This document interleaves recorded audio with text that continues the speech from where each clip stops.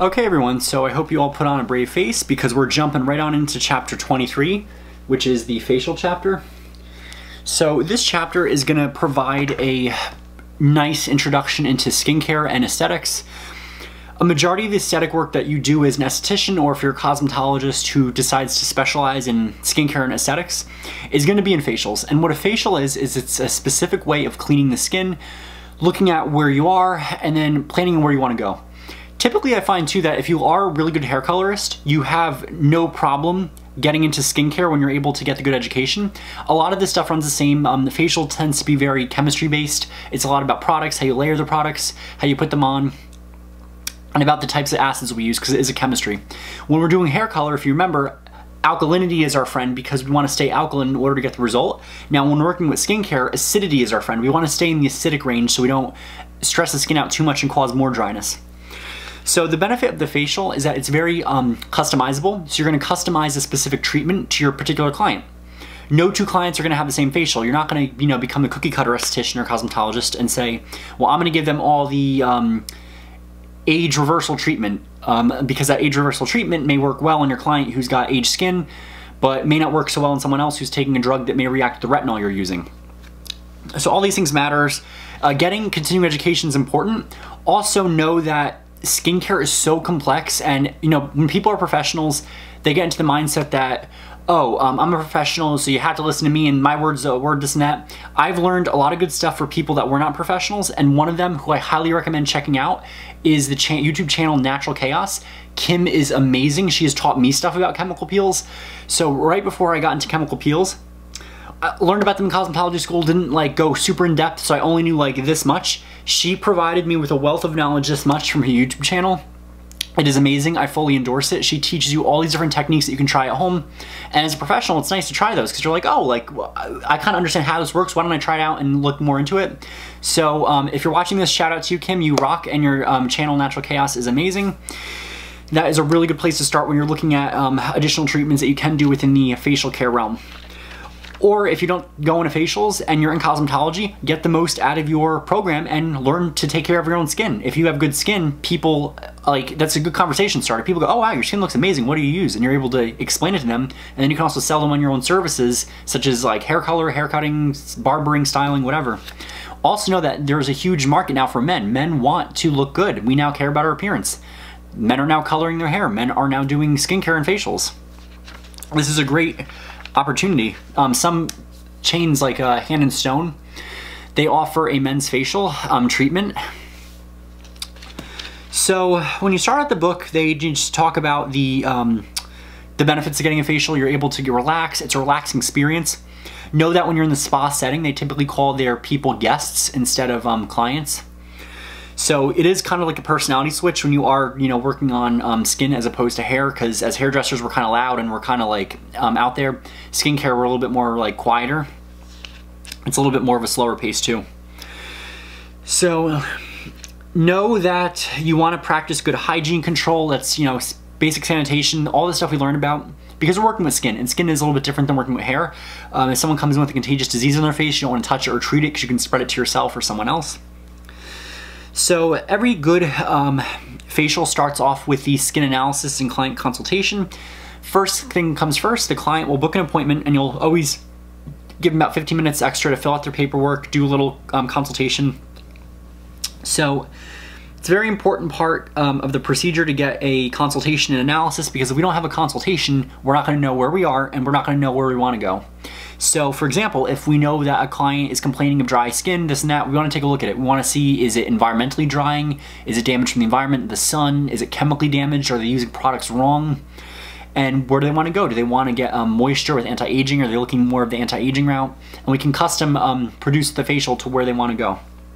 And you can also charge more. So for example, chemical peels are becoming a huge part of this. If they want a peel, you can do a lactic acid peel for hydration, you can do a glycolic peel for anti-aging, you can do a strong TCA peel for advanced aged skin to help it revive. And knowing what the client's willing to do, because some peels might require a downtime because you're peeling. I always say #peel with pride. Go out there when you're peeling and just embrace it. It's part of the process. If a client's not willing to do that though, you want to do a gentler peel with a glycolic, the lunchtime peel, so it's not as intense. So you're going to give them a health screening form, and it's very similar to the waxing one. It's going to ask them about things they're using. Are they pregnant? Are they have a disease? Any chronic issues? Things that might be contraindication. And as we've said a million times, a contraindication is a condition that requires avoiding certain treatments, procedures, and products to prevent undesirable side effects. So for example, if a client is allergic to certain types of fragrances, you're not going to use a highly fragmented product because that will cause a bad reaction. Also know if a client is using prescription drugs such as Retin-A or Terazoic. Both of these drugs are called skin exfoliation. Using other exfoliations is contraindicated because it can cause excessive peeling, inflammation, and injure the skin. I will say that sometimes you have to know the rules to break them. So for example, when I do my TCA peels, I'll be doing Retin-A 2 weeks before I do the TCA peel. I'll do anywhere from 5 to 10 layers of a really strong TCA, and then continue with the Retin-A to cause excessive peeling on purpose because I'm getting a deeper result. And that all comes with experience and stuff that you have to figure out and do continuing education. It's advanced stuff, but I'm giving you like a taste of it now so you kind of look forward to it. So you'll do all of that. You'll give them a waiver to sign, and remember the waiver is not legally binding. It just shows that you're trying to cover your own behind and be legal about it. And if you suspect that something is wrong or you shouldn't do something, then you want to notify your instructor, or if you're already in the practice, then you want to have them go to a dermatologist or a physician and get a physician's signature that the service is okay. So also know that isoterenone, which is Accutane, it's an oral medication for cystic acne, causes thinning of the skin all over the body. Waxing, stimulating treatments, or exfoliation should never be performed on the skin if someone is using this drug, because you can cause nasty results where the skin just peels right off. So if someone is doing Accutane and you do a very strong peel on them, like a TCA or adjusters, you can actually cause the skin to blister and then like melt off. It would be pretty scary. Know that isoterenone, which is Accutane, stays in the system several months after they stop taking it. So the main contraindications to look for are the drugs mentioned above that I said, any kind of retinol, Renova, Retin-A. Pregnancy is not a bad condition, it's a good condition because people want to get pregnant, but know that if someone's pregnant, you're going to want to avoid any electrical treatments or anything that you're not supposed to do. Like I always say, avoid peels. Be super safe if someone's pregnant. Use the gentlest products, give them some steam, give them a gentle massage, and make it more about relaxation as opposed to treatment, because you got to remember that any time you're putting something in your skin, there's always a risk it may absorb in. You don't want to cause any harm to the baby or be responsible. There's a reason why they don't study drugs or whatnot in pregnant women. It's an ethical consideration. So if your client is pregnant, always play it the safe way. Always inform them and always ask, like, hey, I know you're pregnant. Do you want me to just do a relaxing thing so it's safe? Or even just give them the option, if after the pregnancy, if you want to come in, we'll do a full-on facial. And then if you don't know the answer to something, don't try to like guess at it. So I always play it safe. If my client is breastfeeding and she'll ask, I'm breastfeeding, is it safe to do a peel? I always say, well, there's always a risk it might be in your skin. It's up to you. What are you willing to do? Would you like to get a second opinion from a physician? Always leave it in their hands so they can kind of like guide you on an informed decision on what they want. At the same time, you don't want a client coming in demanding, I want to peel like this and that and this. You got to you got to assess the skin first. So for example, if a client comes in demanding a very strong chemical peel and you've never done it for them, I always say start small and then work your way up and explain why. Unless, the only exception is if, so my awesome esthetician, I have an esthetician. I always say that every hairdresser should have a hairdresser and esthetician. It's like when you're a therapist, you have a therapist for the therapist. If my client is another hairdresser, I kind of give them more leeway because they know the science behind it. Or if I know that they're like a diehard beauty fan and they have been doing it for a while, I can kind of trust that they know what I'm talking about and I don't have to go as in depth as if it's someone who is completely lay with a lot of the information. Know that metal bones, pins in the body, you want to avoid electrical treatment because there's a risk that it can shock them, and that's not a good thing. You don't want to shock your clients. Pacemakers are heart irregularities. You do not want to use electrical equipment because the heart has energy, and if you put any electrical equipment to a pacemaker, you can run the risk of causing a short or causing something horrible. So if you have any allergies, you want to avoid any kind of allergies that can be in the skincare product. So if it's nuts, you want to avoid any products that might contain nuts. Always, in that case, have a client go to their doctor and get a note on what they can and can't use. Give the client pictures of the ingredient list, let them look through it to make sure it's safe. If anyone has seizures or epilepsy, you're going to avoid any electrical or light treatments. The use of oral steroids such as prednisone, you don't want to stimulate the skin too much with exfoliating treatments or waxing, because steroids can cause injury to the skin, which can cause, they cause a thinning of the skin, which can result in blistering or injuring. Autoimmune disease, you don't want to use any harsh products. Diabetes, know that many diabetics heal slowly, so if you nick the skin, you can cause a serious infection. Same with peeling. And blood thinners, you don't want any extraction or waxing. To do so, you're going to cause a bleeding rash or it'll look purple. There's going to be hemorrhaging under the skin. Also know that herpes, if a client has herpes, herpes simplex, which is the cold sores, doing an exfoliating peel like an AHA peel or a TCA, that can aggravate the skin enough to bring the infection out. Just know that that is a risk, and I mean, I've had clients that will disclose that, and I'll just notify them that this may flare the disease up, and then they'll kind of decide like, okay, maybe I don't want that.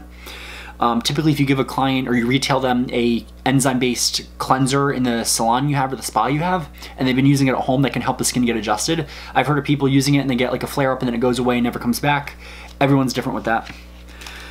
So that is that. If a client has obvious abnormalities such as open blisters, weeping lesions, you want to reschedule them until they go away. Know that you want to take important notes on your forms.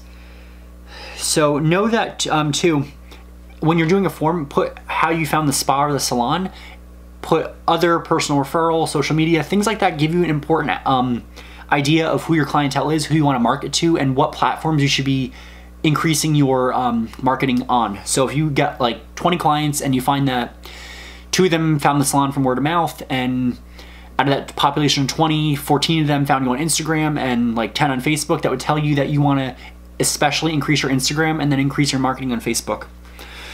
Know that as a cosmetology student, you want to receive hands-on training from your instructor first, because this is a new topic. And when in doubt, don't perform the service. Just know that if it feels like you shouldn't be doing something or you don't feel comfortable doing something, then please don't do it. It's better to have a mad client at you for not doing something than to have a client completely freaking out and ruining your reputation because you burned her face off, his or her face off. So read your contraindication table. They give you an entire table on what can go wrong. Of course, the big one is Accutane. That's like a huge one. Pregnancy, just always be safe because you don't know why. Let's see what else it's important to know. So also, I always say keep 2 product lines in your skincare thing. Do one that's a little bit more natural, whether it be Bioelements, Eminence, Hard Night Good Morning, and then one that's more medical grade like GM Colin, Dermalogica, or there's another one. There's another peel brand, but I'm blanking on it. The reason being is that when you have a more natural line that's a little bit more about like nourishing the skin as opposed to being really medical, the more nourishing side of it is really good for sensitive skin, and the more medical grade is great for people that need more of a stronger thing and their skin can tolerate it. So know that any recent facial surgery or laser treatment, they don't tell you why, and the reason being is, I think this is a typo. If a client has laser resurfacing, right? Laser resurfacing can revitalize the face. It's incredible. Your skin's gonna be very sensitive for a while, and when that skin is very sensitive, if you're putting peels or putting stuff over it, it's gonna make the client scream because it'll be very painful. So always make sure you are aware of that. When you're not sure what a drug is or what a drug's name is, ask the client, have that private conversation. Also know that when you're keeping records, keep your records confidential. Every client is gonna be embarrassed to admit something. You never wanna blurt out or make fun of a client for having something. Just keep them in a sealed place, lock them up. I've heard of people keeping digital records, and I'm always a little like, with that. I always say it's best to have a hard copy. That way a paper locked in a safe or file cabinet is a lot safer than something online, because computers are always able to be hacked. I know that certain places it's not possible. You're forced to put it online, like what's that spa? Hand and Stone. You're forced to put it online. That way if the client goes to Florida, they'll get the same facial. So always be mindful of that and the client's privacy. You always want to get their name, phone number. This says address. I don't really know why address is important. I'm guessing if you're going to mail something, so you can do address in there. If they don't answer address, don't pressure them because it might be a privacy thing. You want to know the client's occupation. That will tell you like where they're around, what they're being exposed to. For example, if your client's a lifeguard at the ocean in the summertime, you don't want to be doing a peel on them because they can end up burning or getting really bad. That's always an important thing to have a conversation with them with. Know that any medical conditions that might affect treatment, current home care programs and salon care history, information about how they got your services or found out about your spa, and any medications used. Know that at cosmetologists, we don't treat or diagnose diseases. However, you want to recognize the presence of something that is not normal, it's something that's abnormal, because you're able then to refer them to a dermatologist, or if you kind of know in your heart this is rosacea or that's acne, that's an open comedome, you know how to customize your service into treating them. So for example, if a client has acne, you have the option of doing chemical or manual exfoliation. Typically, most of you prefer chemical exfoliation because not only will it increase the price in your ticket, but you're getting added benefits such as an anti-aging benefit, helping with cell turnover, using BHA acids, which will dry out pimples and cause them to fall out better as opposed to manually extracting them.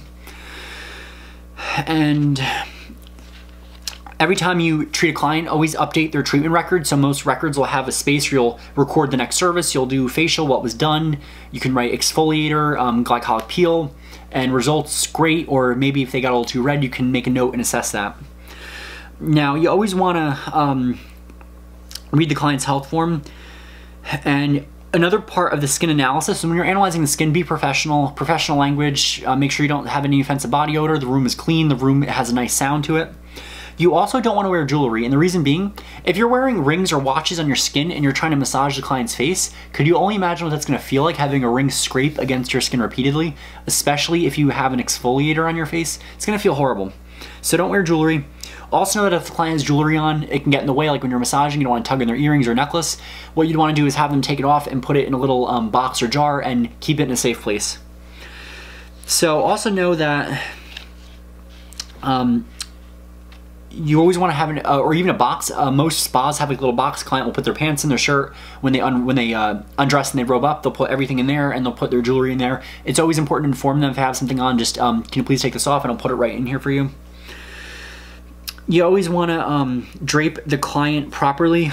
So that's a whole different story. We'll talk about that another time if I have a chance to. You'll drape the bed. Typically, the client will have a robe on, or they'll just take their top off and they'll lay down under the blankets because you'll have a facial bed.